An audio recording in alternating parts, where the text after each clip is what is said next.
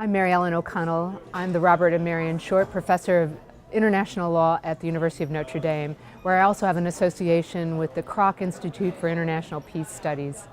At Notre Dame, we're committed to promoting a world of peace, a world in which human rights, development, prosperity, and the protection of the natural environment are all uppermost.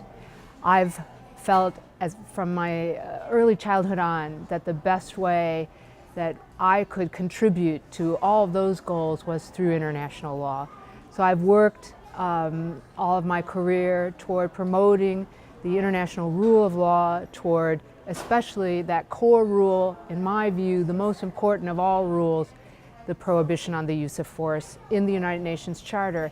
Because without that rule, it's very hard to have a world in which human rights can flourish, in which the natural environment can be pristine, in which prosperity is possible. So that's been my own personal commitment and my own vocation. And it really, it's confronted and has encountered counter views in which people have sincerely explained and argued with me that military force can accomplish good. We can use military force, for example, during the Cold War we heard from the Soviet Union, you could use military force to promote communism. And in the United States, the counter-argument, you can use military force to promote democracy.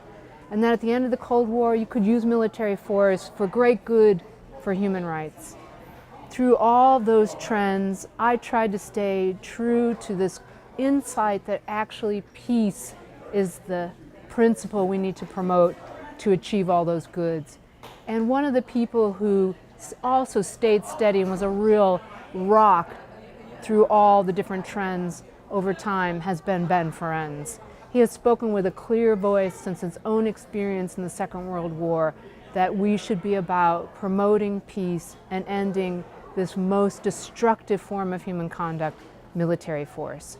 So that has been extraordinary for me to pass on to my students his vision and to hopefully help them see that we can accomplish all these goods, which are goods, human rights, democracy, and so forth, through other means.